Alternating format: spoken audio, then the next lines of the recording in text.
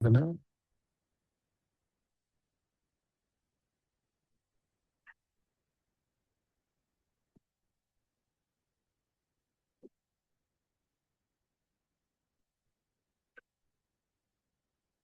ध्यान रहे,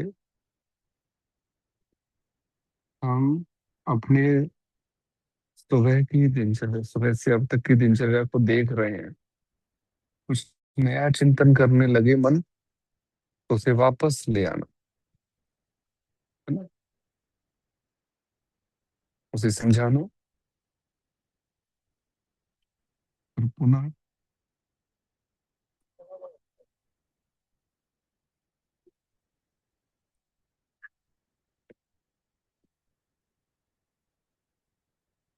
चेहरे की मुस्कुराहट का जरूर ध्यान रखना है।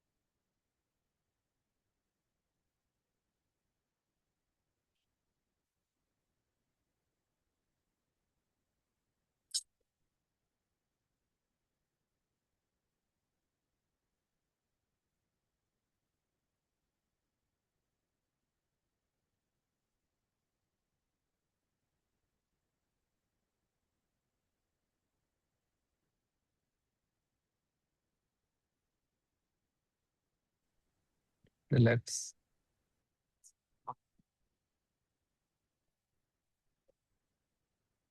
धीरे से अपने आप को रिलैक्स रखते हुए,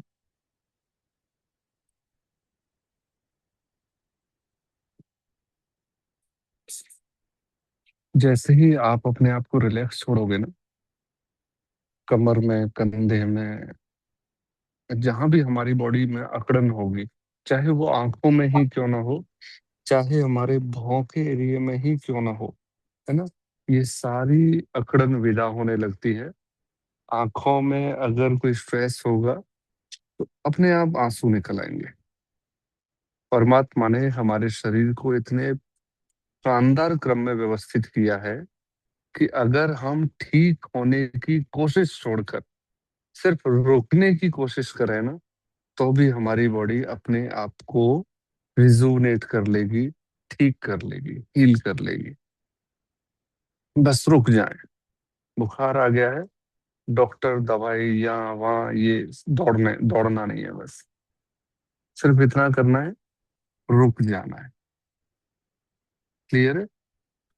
अभी हम 5 मिनट के लिए हमने पॉज लिया।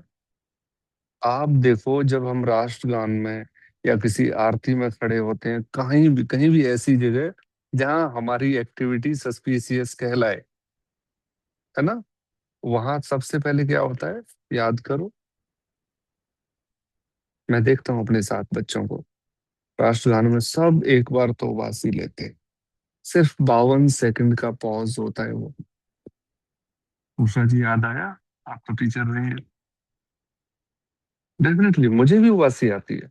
वो एक पॉज है, और बॉडी को लगता है कि हाँ, इसने आराम दिया, अब मैं थोड़ा सा ठीक कर लेती हूँ। ये सच्चाई है।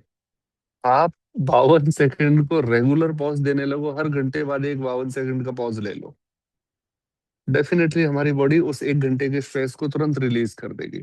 फिर हम एंजॉय करने अपनी यात्रा पर निकल जाएंगे। एक छोटा सा पॉज, थॉट्स के झंझट से, बहुत ज्यादा स्ट्रेस हो रहा है, एंजाइटी हो रही है, एक पॉज ले लो, है ना, एक बढ़िया सा गिलास पानी का उठाओ, एक सिप एक सांस, एक सिप एक सांस, बना लो ना। जरूरी थोड़ी है कि चाय होगी, गपशप होंगी, थोड़े से नमकीन, थोड़े बिस्किट होंगे तभी रिलैक्स मिलेगा। ऑब्वियसली नहीं।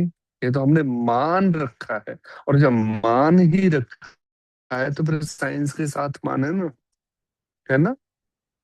साइंस के साथ हम स्वीकार करें कि गुनगुना पानी हमारी बॉडी का सबसे अच्छा पेन किलर है, सबसे अच्छा। अगर आपको लगता है बॉडी में कोई पेन है, अब वो चाहे वो ब्रेन से रिलेटेड ही क्यों ना हो, चाहे वो ओवर थिंकिंग ही क्यों ना हो, वो हमारी बॉडी की अपनी एंजाइटी है। आप आधा, मतलब 100 ml गुनगुना पानी लो, है ना, एक सांस लो बढ़िया गहरी सी, मुंह से छोड़ दीजिए और एक सिप पानी लीजिए, और जैसे श्वास ली थी, अब एक बार लेकर देखिए, श्वास के आने को फील करना है, श्वास के बाहर निकलने को फील करना है, मुंह से छोड़ दीजिए। तो श्वास फील हुई ना, नासिका से टकराई और होठों से टच करती हुई बाहर निकली। हमारे शरीर की पूरी गर्माहट उसने, ठंडक, जो एक्स्ट्रा गर्माहट थी वो निकाल दी, है ना। अब ऐसे ही जब आप पानी पियोगे, वो मुख का स्पर्श करेगा। कभी पानी को फील किया है आपने?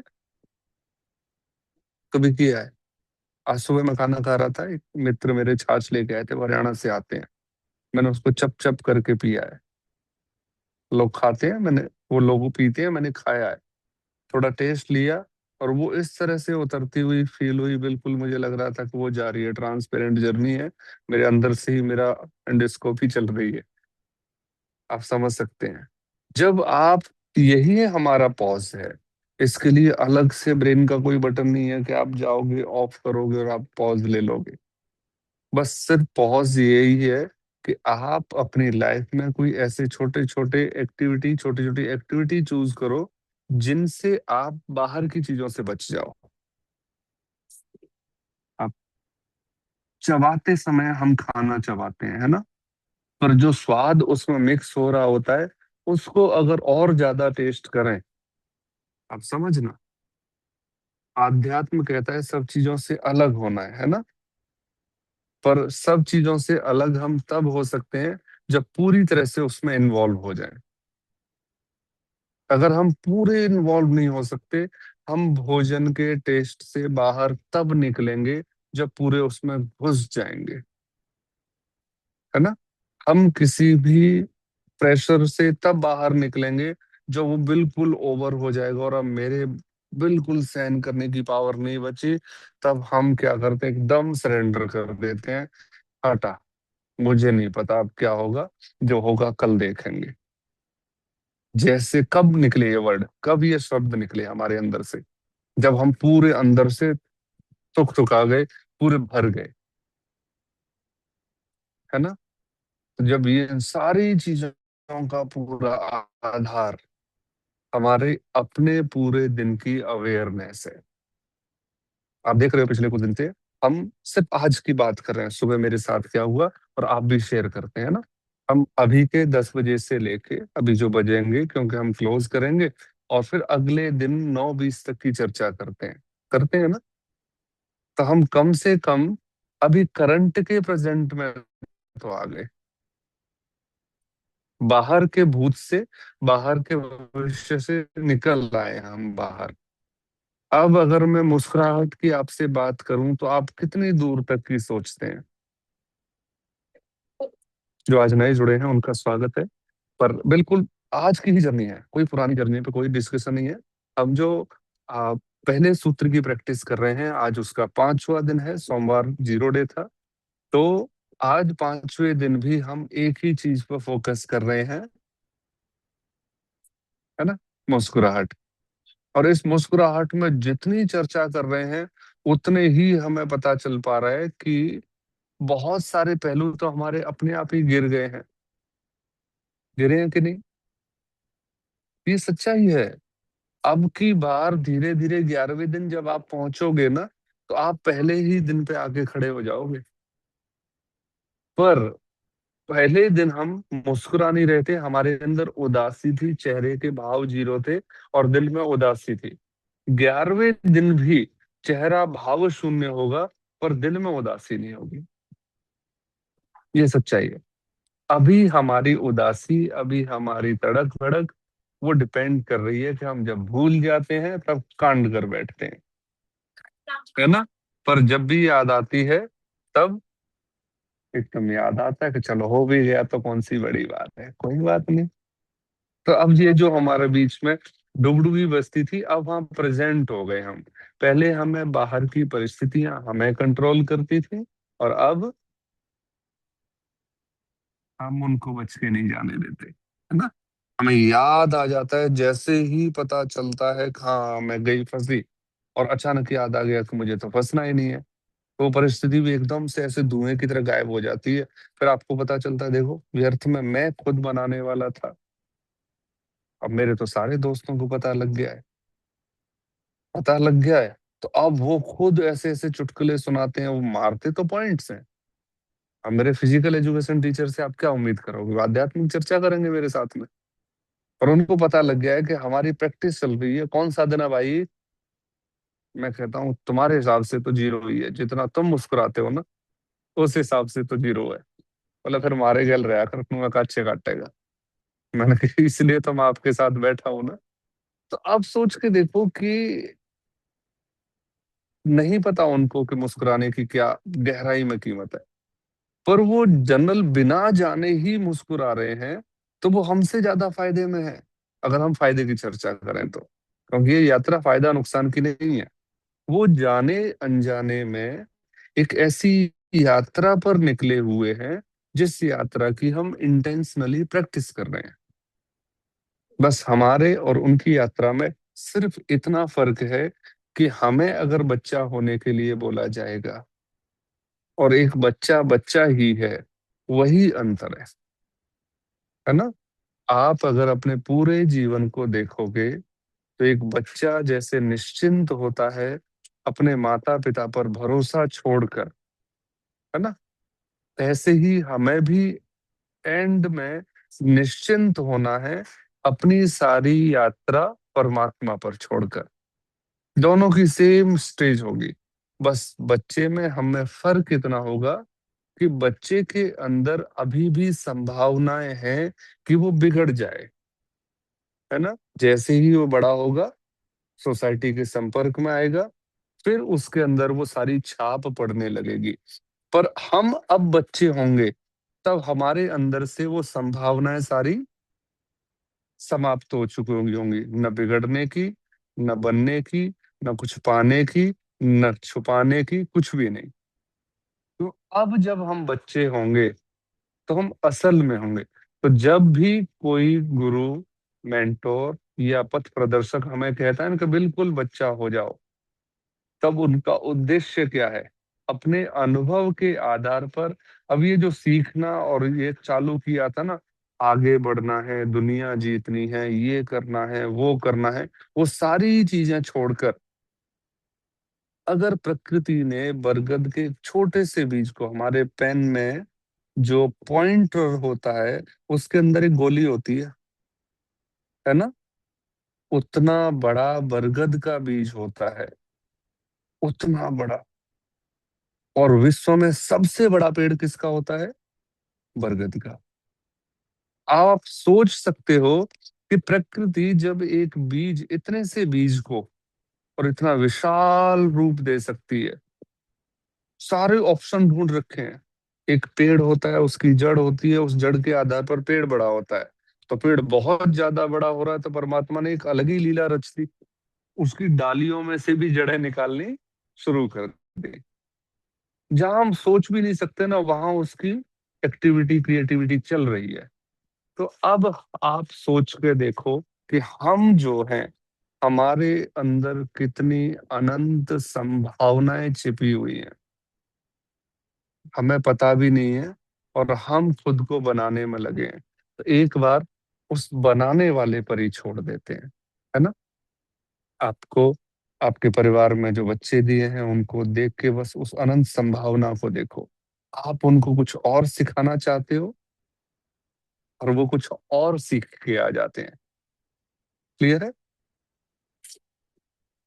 हम कुछ और प्लान करते हैं कि आज 4 तारीख को ये काम निपटाने हैं, और शाम को अभी हमने 5 मिनट का आत्मनिरीक्षण किया तो उनमें से एक भी प्लानिंग नहीं की, कोई तीसरी ही प्लानिंग की है। तो आइए फिर दोबारा से एक 5 मिनट की यात्रा करते हैं, फिर हम चर्चा करेंगे, फिर 5 मिनट की यात्रा करेंगे, ठीक है ना। इससे क्या रहेगा, अभी धीरे धीरे आप बिल्कुल स्लो होते जाओगे इंटरनली, और फिजिकली आप इतने एक्टिव होते जाओगे कि 24 घंटे भी ऐसे लगेंगे कि ये व्यक्ति 40 घंटे काम करता है एक दिन में, या करते हैं। ठीक है। तो अभी दोबारा से 5 मिनट का पॉज ले रहे हैं। उस 5 मिनट के पॉज में सिर्फ आपको एक ही प्रैक्टिस करनी है। क्या प्रैक्टिस करनी है? कि चेहरे की मुस्कुराहट को पूरी तरह से फील करना है। उसमें भाव आएंगे, कभी वो फेक हो जाएगी, क्योंकि हमें आदत है चुटकुले के साथ हंसने की, है ना, आलम्बन के साथ हंसने की। जैसे ही हमारे मस्तिष्क से कोई हंसने वाली बात हटेगी, हमारे चेहरे की मुस्कुराहट फीकी हो जाएगी। हो जाने देना, ठीक है। फिर कोई बढ़िया थॉट आएगा जो आपको गुदगुदा देगा, तो ओरिजिनल हो जाएगी। फिर कोई ऐसा थॉट आएगा जो आपको डिस्टर्ब करने की कोशिश करेगा, फिर भी आपको मुस्कुराना है। जब हम इन 5 मिनट में अपने आप को मुस्कुराहट पर रख पाएंगे ना, तो फिर वो हमें अगले 15 घंटे मैनेज रख पाएगी, ठीक है। तो बिल्कुल रिलैक्स, बिल्कुल कमर, कंधे, गर्दन बिल्कुल रिलैक्स छोड़ दीजिए, चेहरे पर मुस्कुराहट, और 1 मिनट तक मेरे साथ यात्रा करनी है, और 4 मिनट अपने आप को बिल्कुल शांत रखना है, ठीक है। तो चेहरे की मुस्कुराहट, अपने चेहरे को पूरी गंभीरता के साथ मुस्कुराने दीजिए।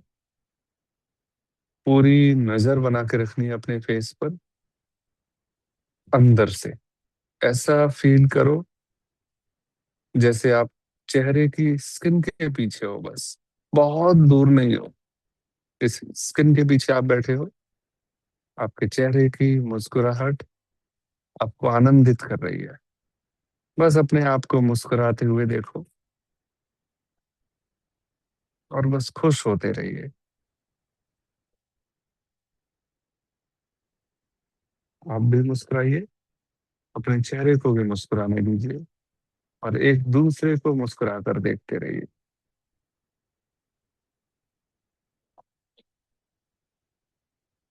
चेहरे की मुस्कुराती हुई मांसपेशियां, उनको फील कीजिए। होठों के हल्के से खिंचाव को फील कीजिए।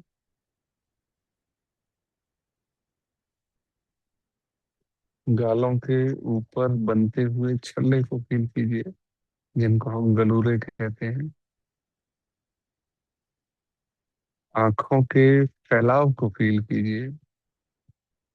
कितना प्यारा मुस्कुराता हुआ सुंदर चेहरा है।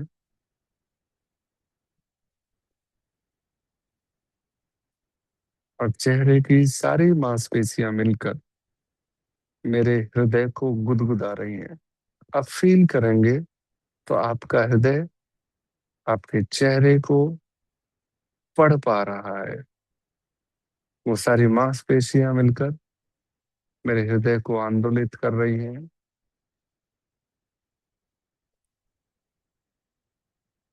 अब अगली 4 मिनट तक इसी अवस्था को बार बार फील करना है।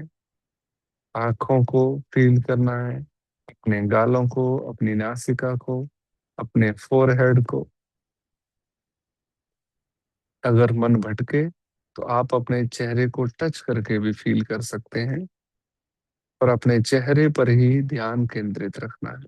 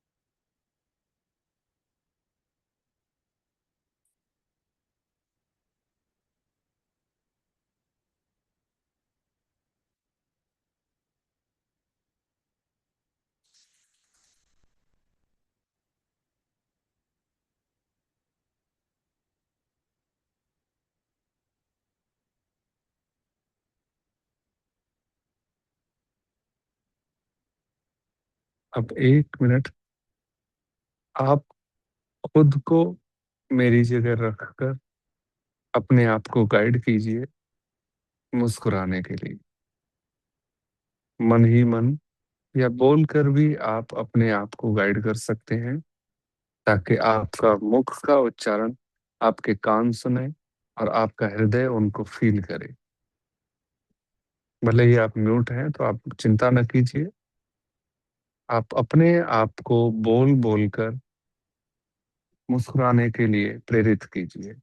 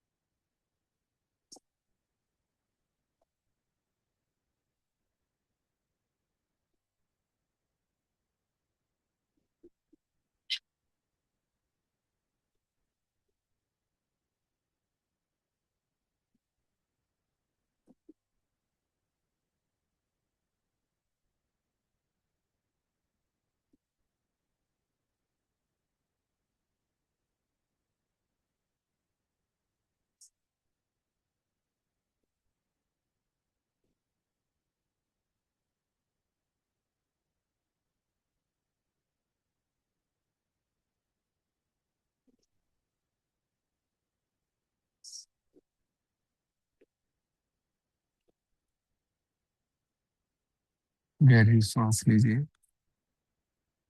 और अपने आप को पूरी तरह से चेतन बनाइए।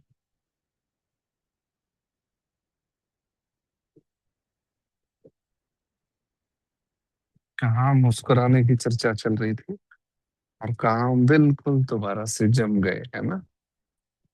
कोई बात नहीं, इतनी अपने जीवन की पूरी प्रैक्टिस 5 मिनट में तो छूटने से रही।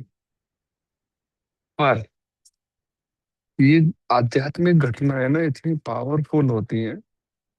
मैं एक डाउट दूर करना चाह रहा हूँ आप सबका।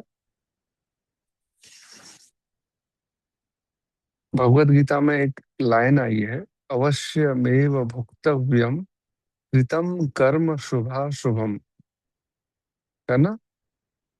कि हमने जितने भी हमारे द्वारा कर्म हुए हैं वो अवश्य ही हमें भोगने पड़ेंगे, चाहे वो शुभ है चाहे वो अशुभ है। ध्यान से समझना, इस बात को आप कितनी गहराई से सत्यता से स्वीकार करते हैं। अगर स्वीकार करते हैं तो हाथ उठा सकते हैं। Okay, okay, okay. कि जो भी कार्य हम कर रहे हैं वो सभी हमें भुगतने पड़ेंगे, है ना। सभी स्वीकार करते हैं। अब मैं बस ये जानना चाहता हूँ कि इसकी रिसर्च किस किसने की है।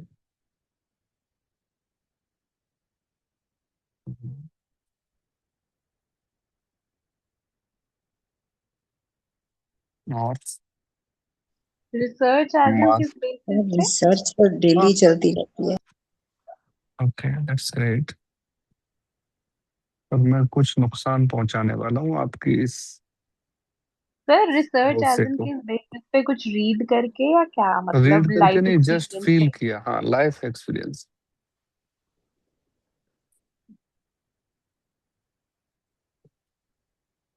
अब मैं एक प्रश्न पूछना चाह रहा हूँ सभी से। मैं यहाँ बैठा हुआ हूँ, है ना, और इस मेडिटेशन में चल रहा हूँ, अचानक से किसी का फोन आ रहा है जो कि अंदर रखा हुआ है फोन, और उनको कोई इमरजेंसी है। अब चाहे वो मेरी फैमिली के हैं चाहे मैं जिनसे जुड़ा हूँ उनको है, और ऐसी इमरजेंसी है कि वो बहुत ज्यादा हर्ट हो रहे हैं क्योंकि मैं फोन नहीं उठा रहा। ऐसी कंडीशन में ये कर्म किस कैटेगरी में आएगा और मुझे इसकी क्या सजा मिलेगी, या जो भी एक्स वाई जेड।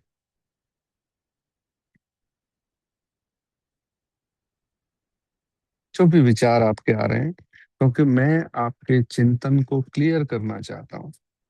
मैं क्या बोलना चाहता हूँ वो मेरे पास है, पर मैं वो बोलना चाह रहा हूँ जिससे आपको पूरा अपना परिचय मिले।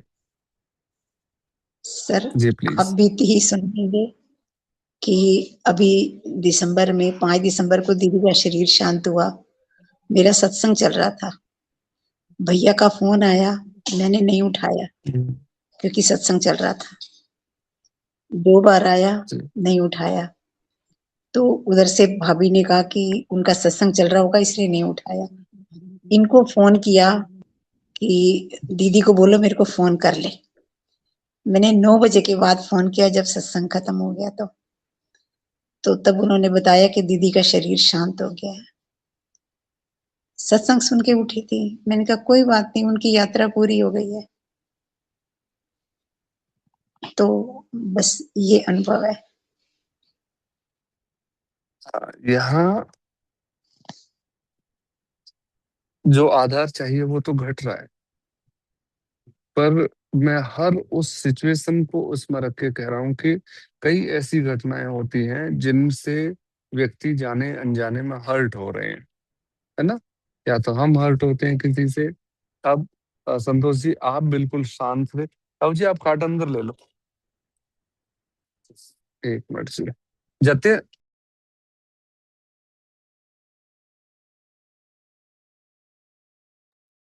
हाँ जी। जाने अनजाने में जो घटनाएं घट रही हैं उस आघात का हमें क्या परिणाम प्राप्त होगा।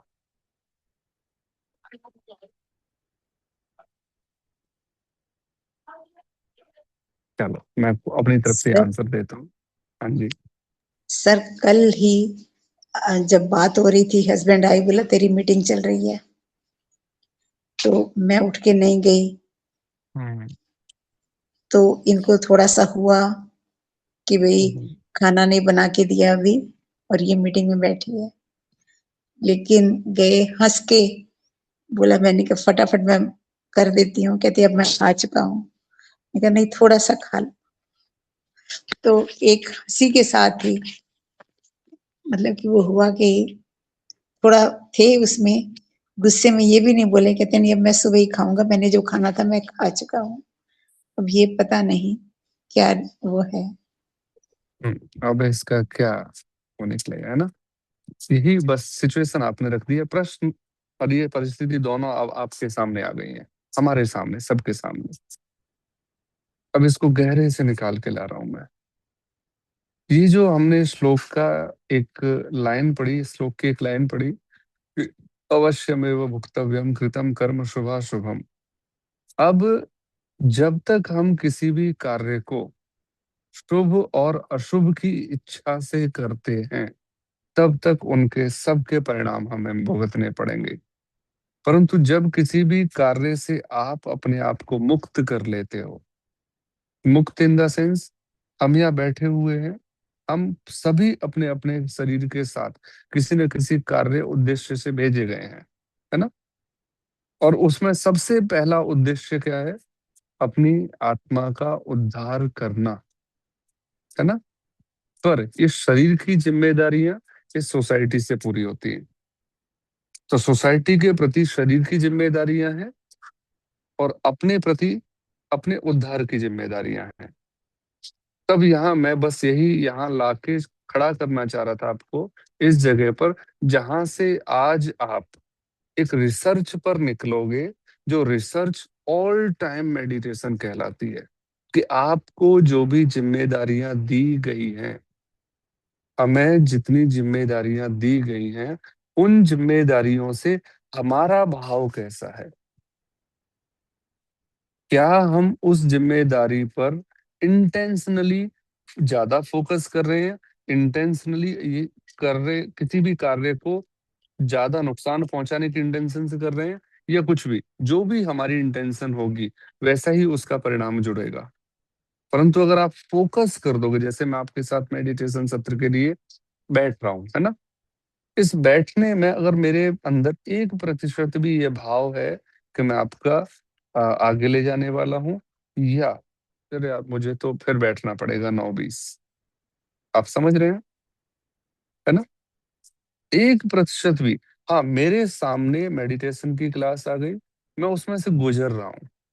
जब आप हर परिस्थिति से गुजरना शुरू कर देते हो या सीख जाते हो ना, उसके बाद ये श्लोक की लाइन बिल्कुल जीरो हो जाती है। ये श्लोक की लाइन तभी तक रहेगी जब तक आप परिस्थिति के पैरेलल चलोगे, है ना? उसमें उलझे रहोगे, गुथे रहोगे। अब अगर वो परिस्थिति मान के चलो संतोष जी, आपको एहसास हुआ कि उनके अंदर हल्का सा क्रोध है, परंतु उस क्रोध ने आपको विचलित नहीं किया, अब उसका कोई कर्म नहीं बनेगा, ठीक है? अगर हम हल्के से विचलित हुए तो डेफिनेटली उसका कर्म बनेगा। अब क्या परिस्थिति में, ऐसी परिस्थिति में समाधान क्या है? समाधान सिर्फ यही है कि ऐसी परिस्थिति में आपको कोई चिंतन, आपको इन द सेंस हमें कोई चिंतन नहीं करना है। हमसे हुई है परिस्थिति, हो जाने देना है। अब मन की, मन इन द सेंस, मन तभी भी था, अभी भी है। एक आध्यात्मिक व्यक्ति का भी मन होता है, एक सांसारिक व्यक्ति का भी मन होता है। मन कभी विदा नहीं होता। मन बस घोड़े की तरह कंट्रोल में आ जाता है, सारथी बन जाता है वो आपका। क्लियर है? अब मन की स्थिति में क्या है कि जैसे मैं आपके साथ मेडिटेशन कर रहा हूं और अभी कोई घटना घटती है जिसका कारण मैं हूं और वो दुख की घटना है। अब ऐसी परिस्थिति में मैं उसमें उलझूंगा नहीं। अब उस दुख का घूम के जो परिणाम आ रहा है, मैं उसे गुजरने दूंगा, उससे आने दूंगा, ठीक है? चाहे शुभ परिणाम आ रहा है, चाहे अशुभ परिणाम आ रहा है, मैं उसके विरोध में या पैरेलल उसके सपोर्ट में खड़ा नहीं होऊंगा। किसी ने मुझे अपशब्द बोले, मैं इस झंझट में पड़ूंगा ही नहीं कि ये अपशब्द हैं, है ना? इस पे गहनता से चर्चा करेंगे, कल भी इस चर्चा को कंटिन्यू रखेंगे, है ना। क्योंकि मैं चाहता हूँ, मैं इन द सेंस मैं चाहता हूँ ये शब्द मेरे हैं बस, ठीक है। बाकी इसमें मैं का मतलब ये वाला शरीर नहीं है ना। इस मैं का मतलब सिर्फ एक लैंग्वेज है जिसके थ्रू मैं आपसे बात कर रहा हूँ। ओके। इसमें अहंकार वाला मैं नहीं है। तो मैं भी चाहता हूँ कि अब भी कल से आप जो भी डिस्कशन करें उसमें अहंकार और ऐसी चीजें न आए, ठीक है। Yeah, अभी but थोड़ा सा आप, जी जी। he did not attend the person, so that way we are hurting a person, and that is also a wrong thing, sir. That's the karma is going wrong. So that's also not fair. Like if you neglect a person, like who's hungry and he's not been served food at the right time, right? So then also not right, na? In the way like what we have been taught, like the Indian culture, if I speak about.